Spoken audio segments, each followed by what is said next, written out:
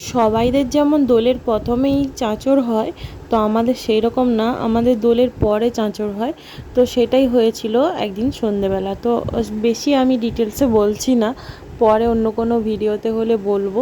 তো ছোটোখাটো বাচ্চা কাচ্চাদের নিয়ে আমাদের সংসার।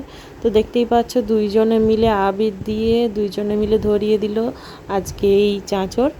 আর ওদের কাকু বানিয়ে প্রত্যেকবার বছরই বানায়, আজকেও সেই রকমভাবে বানিয়েছে।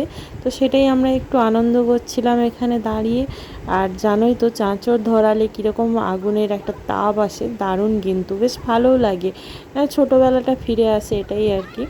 তো সবাই কমেন্টে জানিও কেমন লাগলো, আর কে কে চাঁচর করেছো এইভাবে, হোলিকা দহন বা চাঁচড়ি কে কীরকমভাবে বলো অবশ্যই কমেন্টে জানিও।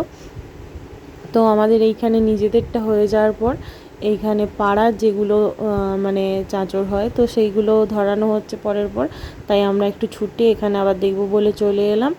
আর হচ্ছে আমাদের এই সময় শীতলা মা আসতো, মা এসে গেলে তারপর চাঁচর ধরানো হতো, কিন্তু এবছর আর আসছেন না কোনো কারণবশত।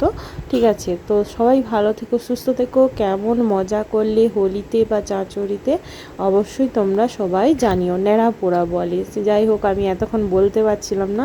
আসলে আজকের দিনটাও এত মানে বাজে গেছে, ভয়েস দেওয়ার সময় এত কিছু মাথায় নেই, তবে রেডি করে ফেলেছি ভিডিওটা দিয়ে, একটা ভয়েস তো দিতে হবে তাই।